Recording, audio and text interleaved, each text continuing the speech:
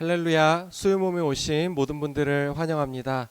이 시간 먼저 사도신경으로 우리의 신앙을 고백하겠습니다.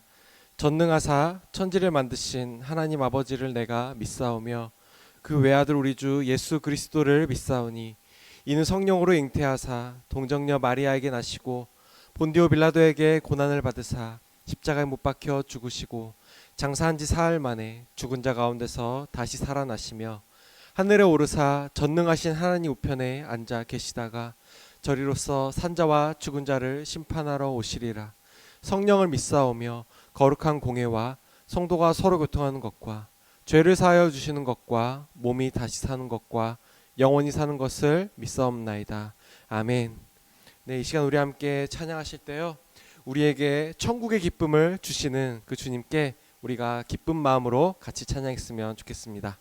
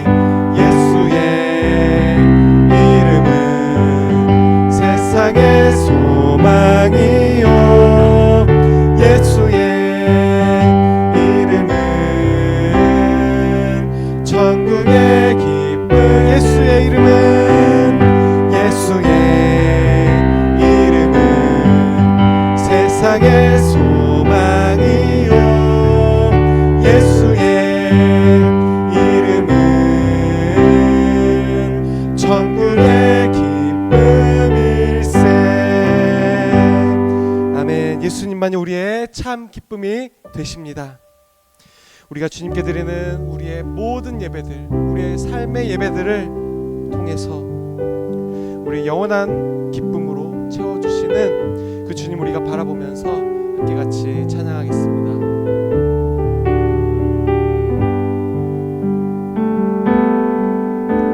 우리 모두 예배하는 자 되어 온전히 영과 진리로 주를 예배하자.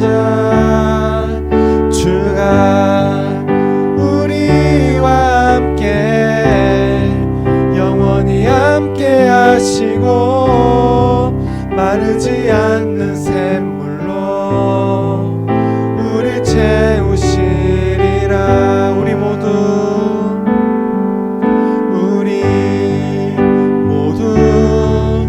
예배하는 자 되어 온전히 영과 진리로 주를 예배하자. 주가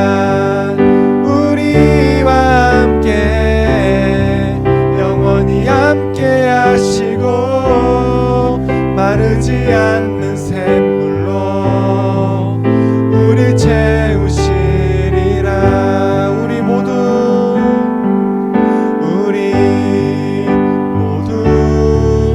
예배하는 자 되어 온전히 영과 진리로 주를 예배하자. 주가 우리와 함께 영원히 함께 하시고 마르지 않는 샘물로 우리 채우시리라. 내 마음에 주를 향한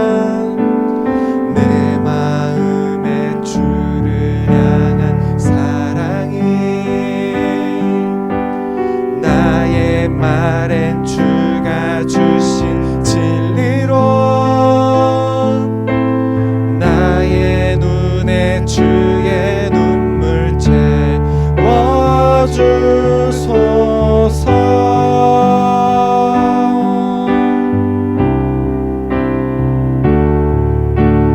내 입술에 찬양의 향기가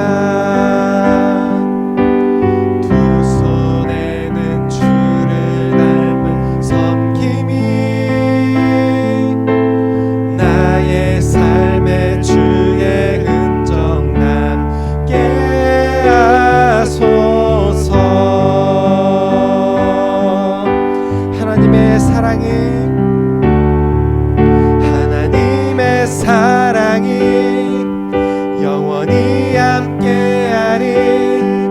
십자가의 길을 걷는 자에게 순교자의 삶을 사는 이에게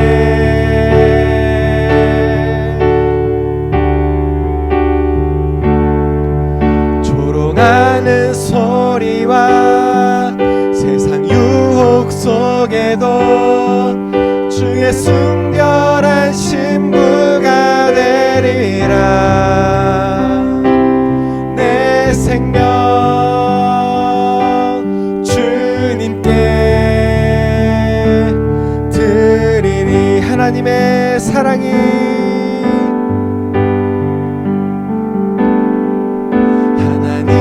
사랑이 영원히 함께하리. 십자가의 길을 걷는 자에게 순교자의 삶을 사는 이에게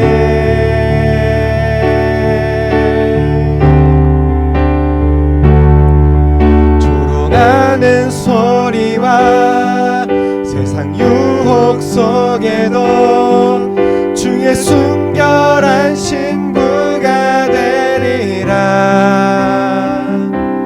내 생명 주님께 드리리. 이 시간 우리 함께 기도하기 원합니다. 기도하실 때 우리의 말과 행동을 통해 그리스도의 사랑과 향기를 전하기를 원한다고. 그래서 또 오늘 이 수요 모임을 통해서 주님의 거룩한 부르심 받은 그런 제자의 삶으로서 저희가 한 걸음 더 나아가기를 원한다고 그 고백을 담아서 이 시간 함께 같이 기도하시겠습니다. 하나님, 정말로 우리의 말과 우리의 행동을 통해서 그리스도의 거룩한 복음이 전해지기를 원한다고, 그리스도의 향기를 전하기를 원한다고 주님, 저희가 그렇게 고백합니다. 주님, 저희를 그렇게 변화시켜 주시옵소서.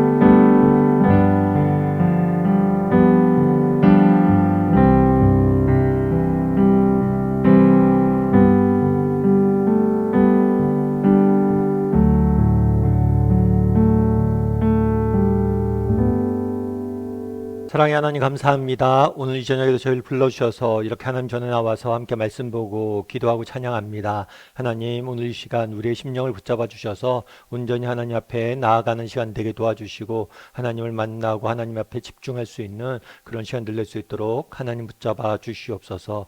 계속해서 예수님의 행적에 대해서 배우게 됩니다. 예수님의 삶 가운데 나타난 우리를 향한 깊은 사랑을 다시 한번 깊이 깨닫게 도와주시고, 또 그 사랑에 덧입어 힘입어 하루하루 용기를 갖고 살아가게 도와주시고 하나님의 선하심과 정말 하나님의 그 놀라운 계획을 바라봄으로 어떤 상황, 어떤 형편지에서 낙심치 않고 믿음의 길을 걸어갈 수 있는 우리 모두가 될 수 있도록 주여 붙잡아 주시옵소서. 그래야 해서 우리의 삶을 통해서 예수 그리스도가 나타나고 정말 우리의 삶을 통해서 하나님 홀로 영광 받으시는 그러한 은혜가 우리의 삶 가운데 역사할 수 있도록 하나님 붙잡아 주시옵소서. 아버지 하나님 이제 시작합니다. 마칠 때까지 함께 할 줄 믿사오며 모든 말씀 예수님의 이름으로 기도드립니다. 아멘. 오늘은 오카노 목사님 다락방 교재죠. 마가복음 1장 6과 죄사함을 받았느니라 라는 제목을 가지고 마가복음 2장 1절부터 12절까지 말씀을 좀 살펴봤으면 좋겠습니다. 먼저 마음의 문을 열면 같이 한번 읽어볼까요? 예수님이 두 번째 가버나움을 방문하여 중풍병자를 고치신 이적은 우리에게 대단히 중요한 진리를 가르쳐준다. 어떤 이적이든지 그 속에는 예수 그리스도가 증거되고 나타나야 한다는 것이다. 그렇지 않다면 그 이적은 하나님의 뜻에 일치하는 것이라고 할 수 없다. 기독교 세계에서도 종종 사람들의 눈을 어둡게 하는 이적 기사들을 보게 된다. 그러므로 하나님의 이적과 인간의 이적을 식별할 수 있는 눈을 가지는 것이 중요하다. 네, 우리가 계속해서 예수님의 행적에 대해서 배우고 있죠. 예수님의 행적은 크게 두 가지로 나눌 수 있어요. 그건 뭐냐면 하나님께서 천국 복음을 예수님께 전하신 것이고 그 다음에 예수님께서 많은 이적과 기사를 행하신 거예요. 그렇다면 왜 예수님께서 이런 다양한 기적과 이적을 행하셨을까요? 그 기적과 이적을 행하신 이유는 무엇보다도 정말 우리를 불쌍히 여기기 때문이죠. 정말 예수님 앞에 많은 사람들이 병든 자들과 귀신 든 자들이 왔습니다. 그래서 예수님께서 그들을 불쌍히 여겨서 그들의 병을 고치고 그들을 지배하고 있던 귀신을 내쫓고 이런 기적들을 행하셨죠. 그런데 이런 이적을 행하신 보다 본질적인 이유가 있어요. 그건 뭐냐면 예수님은 누구신가? 예수님은 누구신지에 대해서 우리에게 보여주고 알려주고 확증하기 위해서요. 오늘은 이 부분에 대해서 배우게 됩니다. 왜 이 땅에 예수님께서 오셔서 많은 기적들을 행하셨는지, 그 기적들을 통해서 우리가 알 수 있는 점 무엇인지에 대해서 함께 배워봤으면 좋겠습니다. 우리 1번 문제 같이 한번 읽어볼까요? 큰 인파가 모여들었을 때 예수님은 무엇을 하셨는가? 네, 1, 2절 말씀도 다시 한번 읽어볼까요? 수일 후에 예수께서 다시 가버나움에 들어가시니 집에 계시다는 소문이 들린지라 많은 사람이 모여서 문 앞까지도 들어설 자리가 없게 되었는데 예수께서 그들에게 도를 말씀하시더니 다시 가버나움에 들어가시니라 라고 되어 있습니다. 원래 예수님께서 가버나움에서 사역을 하셨죠. 그런데 가버나움에서 사역하시다가 내가 다른 마을로 가야겠다. 내가 많은 사람들에게 복음을 전하러 왔다 해서 다른 마을로 가세요. 그런 다음에 사역을 마치시고 다시 가버나움에 돌아가게 됩니다. 그러자가 가버나움에 왔다는 소문이 들린 거예요. 그러자 또 어떤 일이 있었어요? 많은 사람들이 모여서 정말 들어설 자리가 없을 정도로 모이게 됩니다. 그랬을 때 예수님께서는 그들에게 뭘 하셨어요? 도를 말씀하셨다. 도는 진리이신 하나님의 말씀이죠. 하나님의 말씀을 전하는 모습들을 보게 돼요. 그래서 우리가 여기서 우리가 알 수 있는 점들이 있어요. 그건 뭐냐면 예수님의 삶에, 예수님의 사역의 초점. 앞서 얘기했던 것처럼 예수님의 사역은 크게 두 가지죠. 하나님의 말씀을 전하는 것과 또 기적을 행하고 이적을 행하시는 것. 크게 두 가지인데 늘 초점은 어디에 맞춰져 있어요? 하나님의 말씀을 전하는 데 맞춰져 있는 거예요. 진리를 전하는 것에 맞춰져 있는 모습들을 우리는 보게 되는 거죠. 우리 2번 문제 한번 읽어볼까요? 이적 기사를 보려고 모인 군중에게 말씀을 가르치시는 예수님의 모습에서 무엇을 배울 수 있는가? 마태복음 4장 4절 말씀도 한번 같이 읽어볼까요? 예수께서 대답하여 이르시되 기록되었을 때 사람이 떡으로만 살 것이 아니요 하나님의 입으로부터 나오는 모든 말씀으로 살 것이라 하였느니라 하시니. 예, 마태복음 4장 4절에 배경이 있죠. 배경은 뭐냐면 예수님께서 광야에서 세례를 받으신다는 광야에서 시험을 받으십니다. 40일 동안 시험을 받으셨는데 이 시험 기간 동안 매우 굶주리셨어요. 배고프셨어요. 그러자 사단이 유혹하죠. 어떤 유혹을 내요? 이 돌로 떡이 되게 하라라고. 네가 하나님의 아들이거든 이 돌을 떡이 되게 하라라고 유혹을 하게 됩니다. 그러자 예수님께서 뭐라고 얘기했냐면 대답하여 이르시되 사람이 떡으로만 살 것이 아니요. 뭐로만 살 수 없다고요? 떡으로만 이라고 되어 있어요.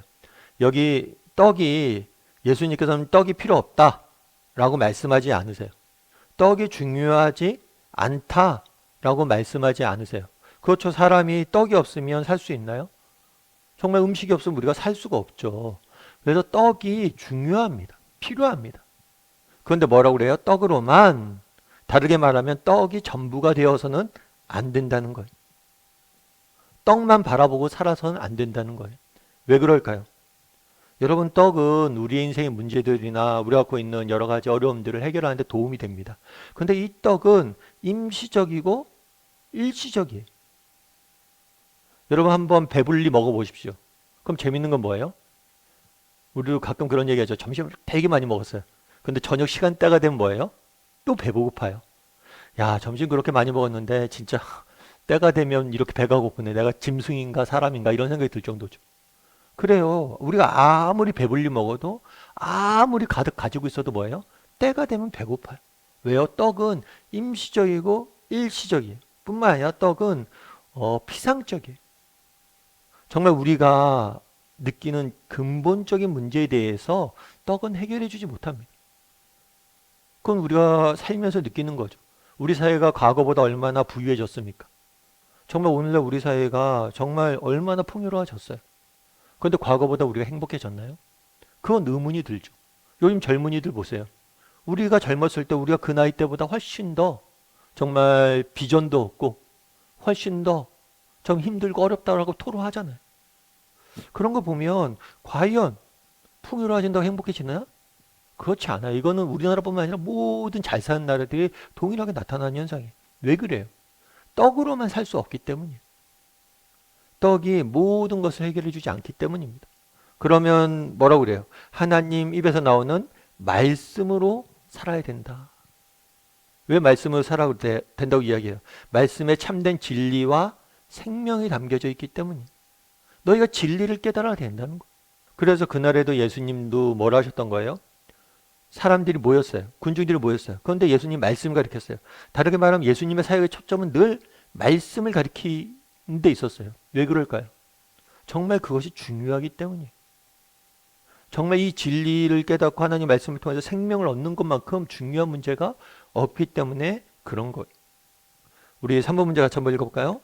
당신은 경제적인 어려움이나 육체의 질병보다도 하나님의 말씀을 배우고 깨닫는 일이 더 중요하다고 믿는가? 믿는다면 그 믿음이 당신의 생각과 생활에 실제로 어떠한 영향을 미치는지 말해보라. 네. 그러니까 사실은 경제적인 어려움이나 육체적 질병, 그러니까 우리가 뭐 인간적으로 갖고 있는 필요들이겠죠. 이런 필요들이 여러분 앞서 얘기했던 것처럼 중요하지 않다는 게 아니에요. 여러분 기독교는 산에 가서 기도만 하는 종교가 아닙니다. 정말 우리는 삶 속에서 열심히 일하고 뭘 해야 돼요? 노력해야 돼요. 게으른 종교가 아닙니다. 그럼에도 불구하고 우리가 기억할 것이 있다는 거죠. 이것으로만 이루어지지 않는다는 거예요. 그래서 우리가 한번 이런 걸 돌아볼 필요가 있어요. 어떤 걸 돌아볼 필요가 있냐면 우리가 정말 열심히 먹고 살려고 그리고 또 열심히 인생의 문제만 해결하려고 노력하는 정말 인간적인 필요를 해결하기 위해서 노력하는 것 그것만큼 영적인 필요 정말 하나님을 배우고 알아가는 것에 열심히 있냐는 것. 정말 인간적인 필요를 채우기 위해서 노력하는 것만큼 영적인 필요, 하나님 말씀을 배우고 알아가는데 정말 열심히 있냐는 것. 요즘 뭐 젊은 친구들 그런 거 많이 하죠. 뭐 주식이나 코인 뭐 이런 거 많이 합니다. 그래서 무슨 뭐 주식 관련 유튜브 이런 거 계속 보고 쭉 그런 거 계속 보잖아요. 틈만 나면 그런 거 보고 연구하고 그러죠. 그러면 여러분들이 그런 열심들이 뭐예요? 정말 하나님 말씀을 배우고 아는데 그런 열심들이 있냐는 거예요. 또 요즘 뭐 젊은 친구들 그런 거 있잖아요. 사진 음식 먹을 때 밥 먹기 전에 꼭 하는 일 있잖아요.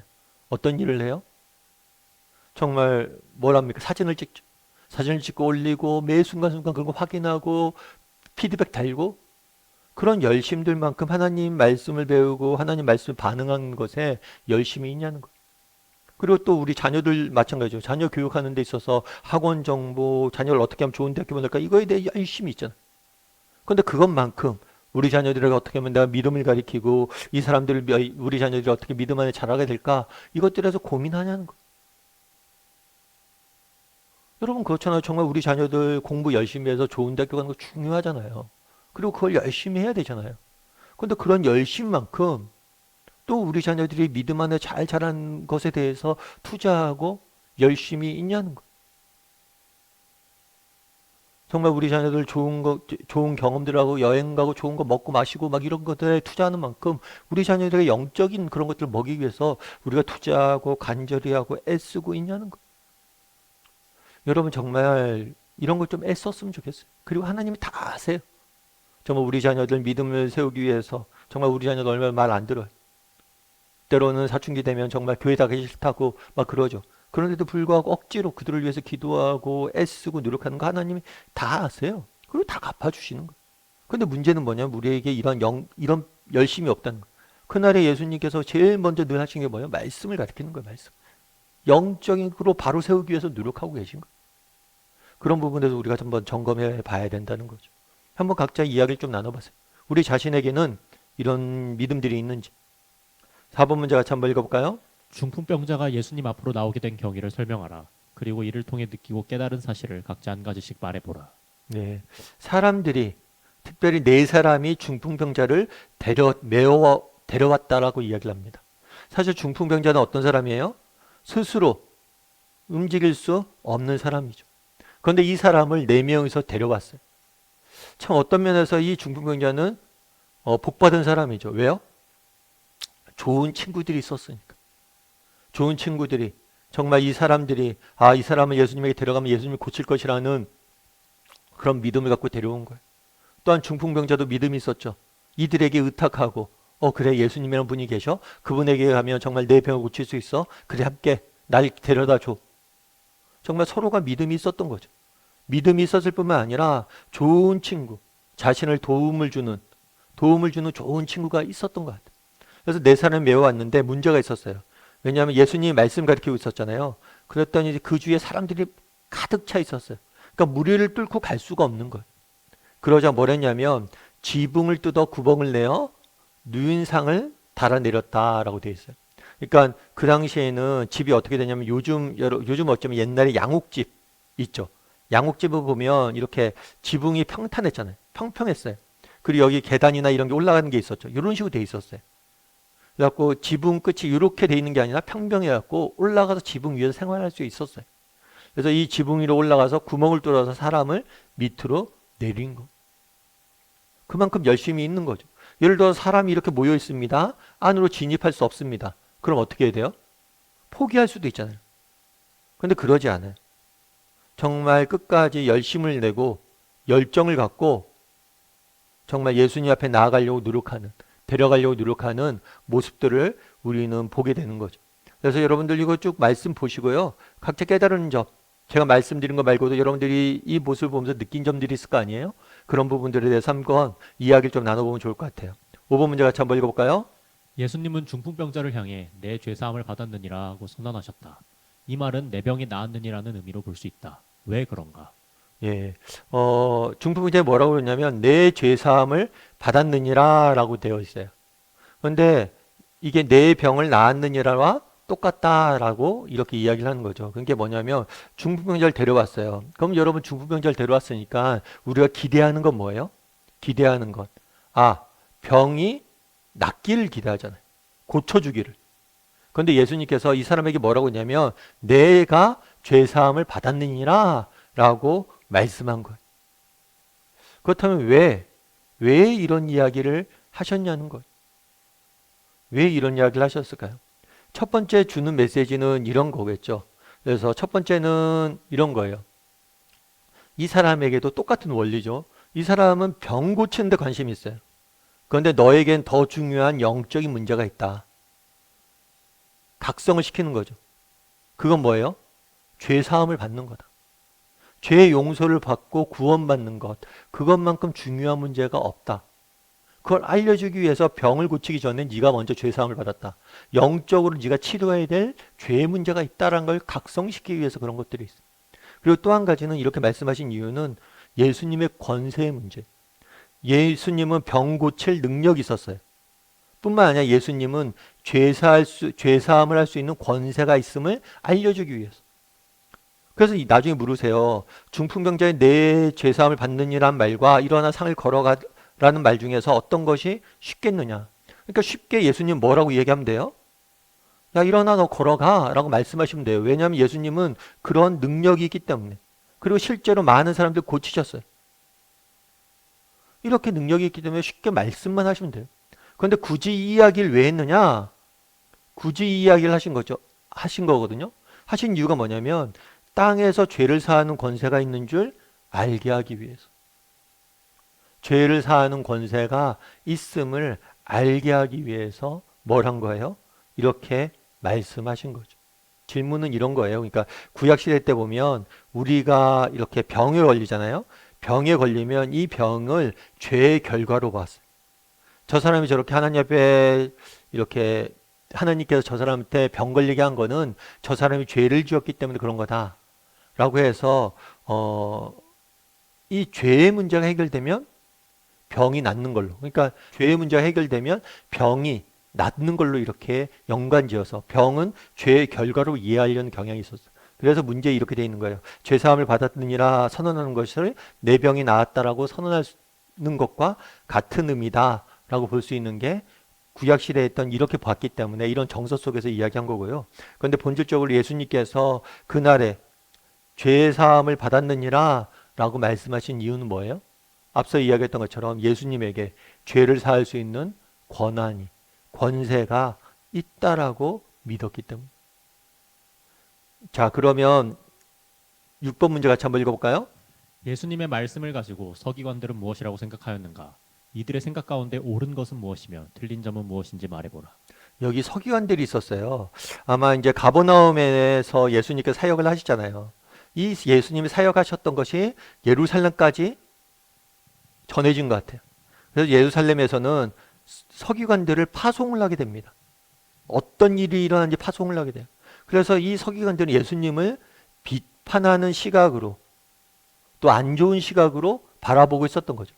그런데 예수님께서 네가 죄사함을 받았느니라 라고 이야기하니까 그거의 마음이 뭐예요? 꽂힌 거예요. 이 사람이 어찌 이렇게 말하는가? 신성모독이로다. 오직 하나님 외에 누가 능히 죄를 사하겠느냐? 뭐라고 얘기했냐면, 아니 저 사람이 다른 사람의 죄를 사해줘? 아니 그 죄 사할 수 있는 분은 오직 하나님밖에 없지 않아? 그런데 저 사람이 어떻게 죄를 사해줘? 이렇게 이야기한 거예요. 맞죠? 여러분, 유일하게, 정말 이 세상에서 유일하게 정의롭고 선하시고 정말 이 모든 만물을 창조하신 분이 누구예요? 하나님이에요. 그래서 유일한 재판관은 누구냐면 하나님이세요. 인간 재판관은 자기도 죄인인데요. 인간 재판관은 정의롭지 않아요. 그런데 유일하게 정의롭고 유일하게 선하신 분은 오직 하나님 한 분이시고 하나님만이 유일하게 진정한 재판관 될 수 있어요. 물론 그 당시에 제사장들도 뭐 판정을 내리고 있을 수 있죠. 그런데 이 제사장들은 선포하는 것이 자신을 제의적으로 선포하는 것이지 이 사람들에게 어떤 죄사함의 권한은 없어요. 오직 죄사함의 권한은 하나님 한 분밖에 없다라고 유대인들은 믿었고 이것은 옳은 거죠. 왜요? 인간이 누가 누굴 재판합니까? 내가 죄인인데 누가 죄인을 재판을 해요? 정말 재판은 누가 해야 되는 거예요? 선하고 의로운. 그럼 뭐 목사님 판사도 하지 않습니까? 판사가 하지 않죠. 법이 하는 것. 객관적인 법에 근거해서 하는 거지 인간이 인간을 판단할 수 없는 것. 그래서 유일한 판단자, 재판관 누구예요? 오직 하나님 한 분밖에 없어요. 왜냐하면 유일하게 하나님께서 정의롭고 선하시기 때문입니다. 그래서 선악간의 모든 것을 판단할 수 있는 건 하나님밖에 없는 거예요. 그리고 죄사함의 권한도 하나님밖에 없는 거죠. 그래서 이 말은 옳아요, 틀려요? 옳아요.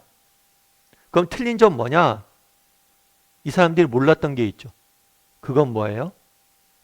예수님이 누구신지 몰랐던 거예요. 예수님에 대해서 이해하지 못했던 거예요. 우리 7번 문제 같이 한번 읽어볼까요? 서기관들이 오해하게 된 근본적인 원인은 어디에 있다고 생각하는가? 요한복음 10장 30절에는 뭐라고 되어 있어요? 나와 아버지는 하나이니라. 예수님이 말씀하신 거예요. 예수님께서 자신과 하나님은 하나이다. 다르게 말하면 자신이 하나님이시다 말씀하신 거예요. 그렇기 때문에 뭐가 있는 거예요? 죄사함의 권세가 예수님에게도 있는 거죠. 물론 우리 생각에는 그럴 수 있잖아요. 누가 나타나서 나는 하나님이다 라고 이야기하면 이걸 무작정 믿을 수는 없잖아요.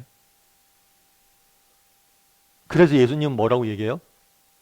자신이 하나님이심을 너희가 말씀하신 다음에 내 말을 듣고 믿거나 내가 행한 행위를 보고 믿어라.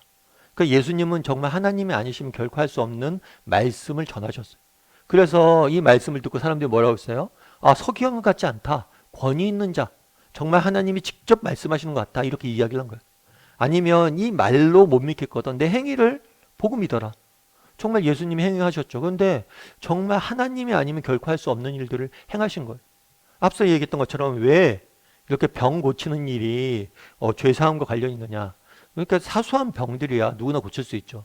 그런데 정말 고칠 수 없는 병들, 정말 심각한 병들, 나면서부터 뭐 안진뱅이가 됐거나 나면서부터 중풍병자가 된 사람들, 인간이 어떻게 고칩니까? 그건 의학으로 못 고치는 거예요. 그런데 예수님이 말씀 한마디로 고치셨어요. 다르게 말하면 이거는 하나님만이 할 수 있는 일이라는 거예요. 그래서 하나님만이 할 수 있는 그런 행위들, 그러니까 내 말을 보고 믿거나 행위를 보고 믿어라 라고 이야기를 한 거예요. 근데 요한복음 10장 33절 말씀 같이 한번 읽어볼까요? 유대인들이 대답하되 선한 일로 말미암아 우리가 너를 돌로 치려는 것이 아니라 신성모독으로 인함이니 내가 사람이 되어 자칭 하나님이라 함이로라. 네. 그러니까 이게 되게 이 사람들이 말이 재밌어요. 유대인들이 대답할 때 선한 일로 말미암아 우리가 너를 돌로 치려 하는 것이 아니다. 선한 일은 뭐냐면 예수님이 행하신 행위예요. 정말 병든 자를 고치시고 귀신을 내쫓고 이런 건 우리가 인정하겠다는 거예요. 아니 예를 들어서 이걸 인정하면 하나님이심을 인정해야 되잖아요. 예수님이 하나님이 아니면 결코 행할 수 없는 일도 행하셨잖아요. 아 그럼 저 사람이 하나님이구나라고 인정을 해야 돼요. 하나님도 그렇게 주장하고. 그런데 이 선한 일은 오케이 인정한다는 거예요 내가. 그런데 네 말은 인정하지 못한다는 거예요. 다르게 말하면 이들이 예수님을 안 믿은 것은 증거가 부족해서 그런 게 아니에요. 하나님은 충분히 예수님은 자신이 하나님이심을 이미 드러내 나타내셨어요. 그 마음의 완악함 때문이에요. 믿고 싶지 않은 거예요. 인정하고 싶지 않은 거예요. 그래서 끝까지 거부한 거죠. 그래서 서기관들이 오해하게 된 근본적인 원인은 무엇일까요? 그들이 무지 때문에 그런 건 아닌 것 같아요. 오히려 그들의 뭐 때문에? 완악함 때문에. 예수님 하나님의 아들로 인정하지 않았기 때문에 그렇게 이들을 신성모독이라고 계속해서 얘기하고 주장하는 거겠죠. 우리 8번 문제 같이 한번 읽어볼까요? 당신은 예수님이 죄사함의 권세를 가지고 계시다고 확신하는가? 그렇다면 어떻게 확신을 갖게 되었는가? 여러분은 예수님이 죄사함의 권세를 갖고 있다고 확신하세요? 그럼 어떻게 확신할 수 있어요? 예수님이 죄사함을 가진 권세는 예수님이 누구시기 때문이에요? 하나님이시기 때문이죠. 그래서 우리는 예수님의 말과 예수님의 행동을 통해서 예수님께서 하나님이심을 인정하게 되죠. 그러면서 우리는 확신을 갖게 되는 거예요. 그리고 또 한 가지 성경이 제시하는 또 다른 그림이 있어요. 그건 뭐냐면 예를 들면 그런 거예요. 예수님께서 십자가에 죽으셨잖아요.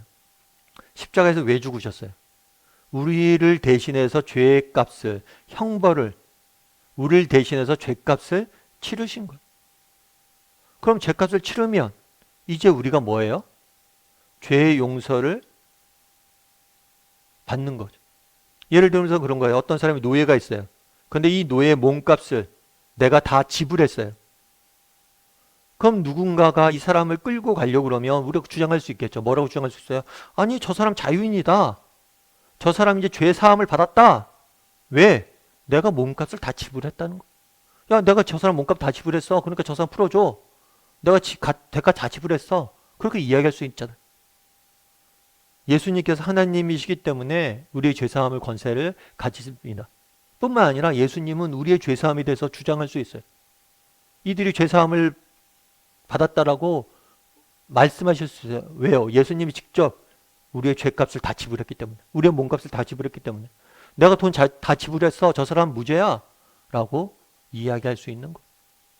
그래서 여러분 한번 나눠보세요. 여러분들 정말 예수님의 죄사함의 권세를 갖고 있다고 확신하는지. 9번 문제 같이 한번 읽어볼까요? 죄사함의 확신이 당신에게 주는 유익은 무엇인지 말해보라. 여러분 죄사함의 확신이 여러분에게 주는 유익은 뭘까요? 우리 로마서 5장 1절부터 2절까지 말씀을 같이 한번 읽어볼까요?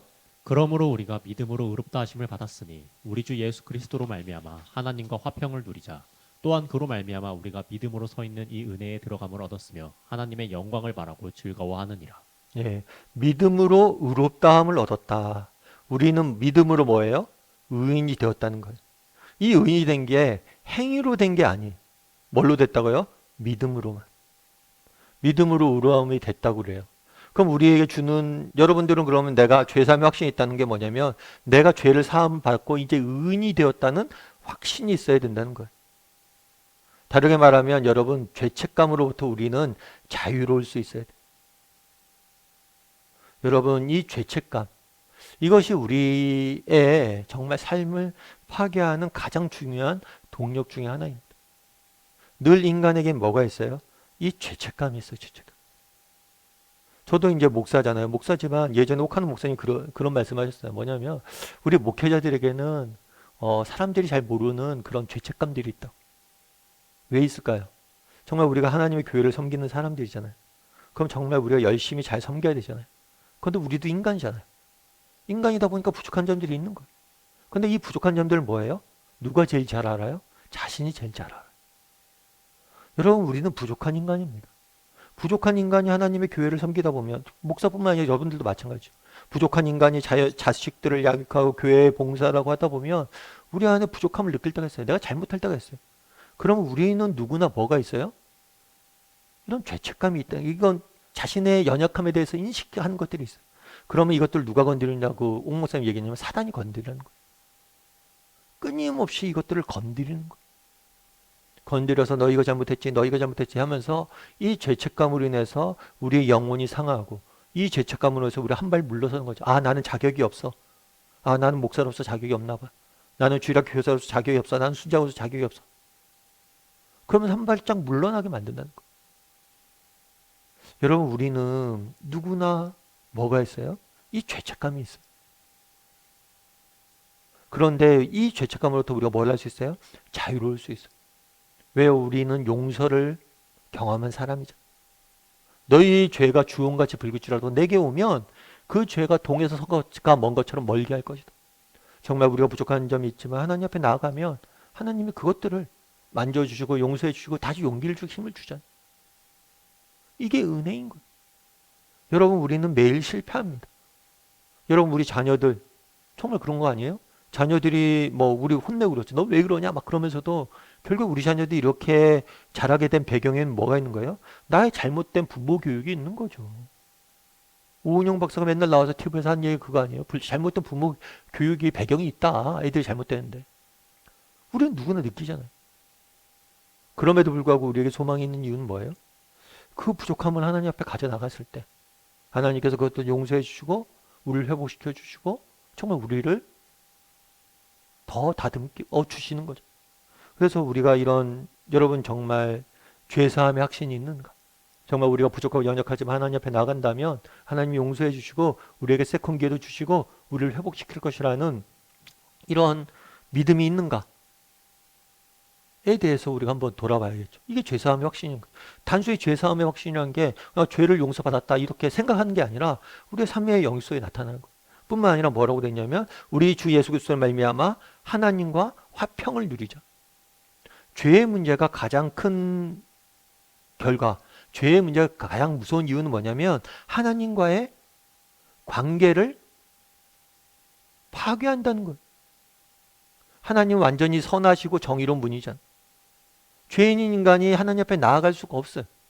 그런데 이제 뭐예요? 예수 그리스도를 말미암아 예수 그리스도의 의인의 옷을 입고 우리가 비록 죄인이지만 예수 그리스도가 자리 바꾸면 한 거잖아요. 그 하나님의 아들이신 예수님의 자리에 서서 언제든지 하나님 앞에 이제 나아갈 수 있는, 하나님과 나아가 교제 나눌 수 있는 특권이 있는 거예요. 그럼 우리는 뭐예요? 죄사함의 확신이 있다. 그러면 우리는 언제든지 뭘 해야 돼요? 하나님 앞에 나가고 교제 나누고 그 하나님과의 화평을 뭐예요? 누릴 수 있어야 된다. 그러면 여러분들 누리고 있나요? 하나님과의 화평을 누리고 있나요? 앞서 이야기했던 것처럼 죄의식으로 인해서 하나님 앞에 나같이 이렇게 부족한 사람이 하나님 옆에 기도한다고 들어주겠어? 혹은 정말 내가 갖고 있는 그런 문제들로 인해서 하나님은 날 사랑하지 않을 거야. 하나님은 날 만나지 않을 거야. 하나님은 내게 기도 응답하지 않을 거야. 내가 어떤 걸 했어요? 기도를 했어요. 응답이 안 됐어요. 그럼 내가 하나님 앞에 뭔가 잘못한 게 있어서 응답이 안 되나? 그런 거 아니에요. 정말 하나님 앞에 화평을 누리자. 정말 죄사함의 확신이 있고 이 죄사함이 얼마나 큰 은혜인지 안다면 우리는 날마다 하나님 앞에 나아가서 하나님과 뭐 해야 돼요? 교제 나눠야죠. 이게 죄사함의 확신이 있는 사람에게서 나타내야 될 삶의 태도라는 거. 그리고 로마서 6장 14절은 뭐라고 돼 있어요? 죄가 너희를 주장하지 못하리니 이는 너희가 법 아래에 있지 아니하고 은혜 아래에 있음이라. 예, 죄가 너희를 주장하지 못한다. 너희를 지배하지 못한다는 거예요. 왜냐하면 너희가 법 아래에 있지 않고 은혜 아래에 있기 때문에. 그러니까 우리는 죄 사함을 받았다는 것은 두 가지예요. 첫 번째는 뭐냐면 죄의 결과로서 우리가 뭘 해야 돼요? 형벌을 받아야 되잖아요. 이 형벌에 대해서 우리가 면제됐어요. 왜요? 예수님께 대신 형벌을 받았으니까. 또 죄사함을 받다는 것은 뭐냐면 죄의 지배. 여기서부터 우리가 뭐예요? 죄의 지배로부터 해방된 거예요. 이제 더 뭐가 우리를 지배하기 때문에 하나님의 은혜가 성령의 지배를 받기 때문이에요. 그래서 우리가 뭘 해야 되냐면 죄사함의 확신이 있다는 사람은 뭐냐면 죄의 지배로부터 해방된 거예요. 죄와 싸워서 이길 수 있는 능력이 우리에게 있는 거예요. 끊임없이 정말 우리가 죄사함을 받았다. 그럼 죄의 지배로부터 해방되었기 때문에 이제 죄와 뭘 해야 돼요? 맞서 싸워야 돼요. 내 삶에 무언가 어떤 죄된 모습이 있거나 내 삶에 잘못이 있거나 이런 것들이 있다면 끊임없이 하나님의 은혜에 의지해서 정말 성령의 도우심 의지해서 정말 그런 것들로부터 자유로워지고 그런 것들로부터 뭐예요? 죄와 싸워 이기려고 노력을 해야 된다는 거예요. 왜냐하면 우리는 은혜를 맛봤잖아요. 참된 선을 맛봤잖아요. 어떻게 살아야 되는지 알잖아요. 그래서 나는 죄 사함의 확신이 있는지 한번 이야기를 좀 나눠보세요. 그리고 문제가 그거잖아요. 죄 사함의 확신이 있는지, 그리고 자신의 이 죄 사함의 확신이 주는 유익은 무엇인지. 죄 사함의 확신이 주는 유익은 뭐예요? 죄책감으로부터 자유, 그리고 하나님과 누리는 화평, 그리고 또 뭐예요? 죄의 지배로부터 해방되어서 이제 선을 위해서 우리가 싸워 나가는 것. 그것이 우리에게 주는 유익인 거죠. 우리 삶의 열매를 거두며 같이 한번 읽어볼까요? 모든 이적 기사가 그렇듯이 예수님께서 중풍병자를 고치신 사건 역시 예수님이 어떤 분이신지를 증거하는 중요한 수단이 되었다. 오늘 배운 본문을 통해 예수님에 대해 새롭게 깨달은 사실이 있다면 그것이 무엇인지 각자 나눠보도록 하자. 네. 그래서 오늘은 크게 두 가지를 나눴던 것 같아요. 떡으로만 살 것 아니요. 예수님께서 말씀 가르치신 이 부분. 그리고 오늘 또 예수님은 누구신가? 예수님은 누구세요? 죄사함의 권세가 있는 분. 그래서 예수님은 죄사함의 권세가 있는지 우리가 확신하는지 믿음이 있는지, 그렇다면 이 확신이 주는 유익은 무엇인지, 그리고 이런 유익들, 난 정말 이런 유익들을 못 느끼고 있다. 그럼 확신하지 않는 거거든요. 내게 확신하고 있다면 내 삶에 나타나야 될 변화는 무엇인지 이 부분에 대해서 같이 좀 이야기를 하고 마무리하고 좀 기도하고 그러면 좋을 것 같습니다. 우리 함께 기도했으면 좋겠는데요. 기도하실 때 오늘 말씀 기억하면서 기도했으면 좋겠습니다. 오늘은 가버나움에서 예수님께서 중풍병자를 고치는 사건에 대해서 우리가 한번 살펴보았습니다. 무엇보다도 먼저 예수님께서는 그들에게 말씀을 전하는 것에 늘 사역에 초점을 뒀어요. 왜요? 인간은 떡으로만 살 수 없기 때문입니다. 하나님의 말씀, 진리와 생명이 담겨진 하나님 말씀으로 사는 것. 따라서 우리는 정말 세상적인 것들을 배우고 세상적인 것들을 아는 것들을, 정말 그런 것들에 대한 열심과 정말 하나님을 아는 기 위해서 노력하는, 말씀을 배우려는 열심, 정말 세상적인 것들에 대한 열심만큼 하나님에 대한 열심이 있는지 돌아봤으면 좋겠습니다. 그리고 정말 우리가 하나님에 대해서 배우고 알아가는 것에 열심을 내게 해달라고 기도했으면 좋겠습니다.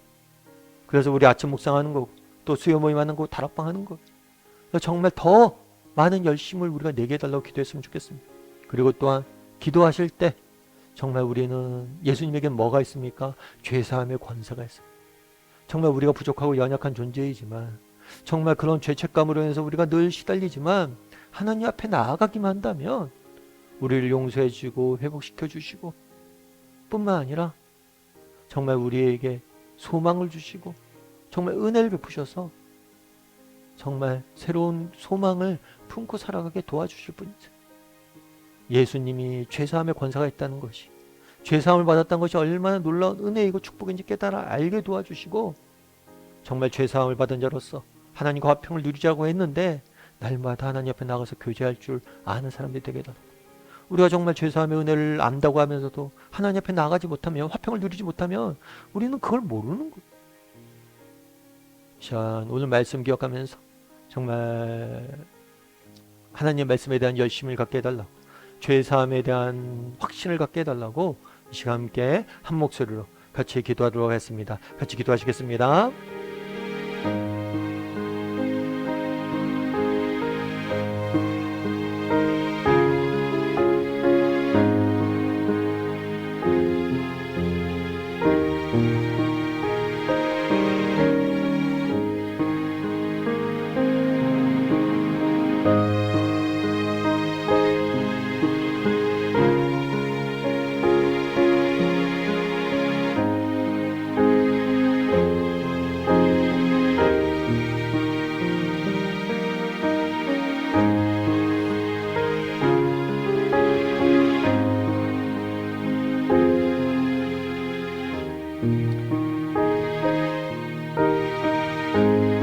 사랑의 하나님, 오늘 또 예수님의 사역에 대해서 배웠습니다. 정말 예수님께서 무엇보다도 사람들에게 말씀을 가르치길 원하셨고, 또 사단의 유혹에 사람이 떡으로만 살 것 아니고 말씀으로 살아야 된다 말씀하셨고, 그렇게 살기 위해서 노력하셨던 모습을 보게 됩니다. 우리도 예수님이 그러했던 것처럼 정말 떡으로만 살지 않게 도와주시고 하나님의 말씀으로 살아가게 도와주시옵소서. 우리가 혹시라도 떡으로만 살려고 하는 존재는 아닌지 돌아보게 도와주시고 하나님의 말씀에 대한 열심들을 우리에게 허락하여 주시옵소서. 아버지 하나님, 그날에 예수님께서 자신에게 죄사함의 권세가 있다는 걸 보여줍니다. 정말 죄를 사함 받았다는 것이 얼마나 놀랍고 큰 특권이고 축복인지 깨닫게 도와주시고, 정말 더 이상 우리가 죄의 지배를 받지 않고 성령의 은혜의 법의 지배를 받고 있는 사람들임을 기억하고 날마다 우리를 짓누르고 있는 죄책감에서부터 자유로워지고, 날마다 하나님과 교제 나눔으로 하나님이 주시는 은혜와 화평을 맛보고 또 죄와 맞서 싸울 수 있는 우리 모두가 될 수 있도록 주여 은혜를 더하여 주시옵소서. 아버지 하나님, 이번 주 안에도 또 한 주 하나님 앞에 살아가길 원합니다. 하나님께서 우리의 인생을 지키시고 보호하고 인도하여 주시고, 특별히 다락방 모임을 축복하여 주셔서 우리가 다락방으로 모일 때마다 하나님이 주시는 은혜가 우리의 삶 가운데 넘칠 수 있도록 주여 붙잡아 주시옵소서.